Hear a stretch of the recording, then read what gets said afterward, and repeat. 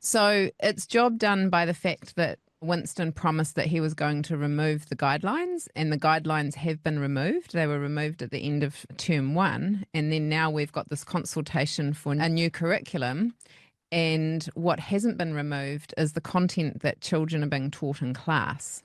So removal of the guidelines at policy level was never going to remove what was going on in class. We would have expected, all things being well, that the Ministry of Education would have sent memos out to all the principals of the schools and let them know that the ideological components in sex education is now removed, but that hasn't seemed to have occurred. So what we have come across is that schools are still actively promoting the ideological content in class, and it seems to be business as usual. Why don't you think that's been communicated as effectively as it maybe should have been?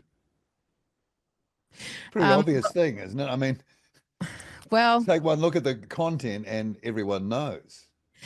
Well, the Ministry of Education is where I believe there's the ideological capture, and that Right. they are genuinely believing that this information that parents are concerned about is actually what's good for children. And then you've got the organisations that have developed the resources that schools are buying off the shelf and using in class that are still being promoted. And we've done a video recently where it shows Sexual Wellbeing Aotearoa, which is the one that's creating the Navigating the Journey resources that they say are in 50% of schools, saying our material still complies with the 2007 guidelines that we're to use until this whole consultation process is done.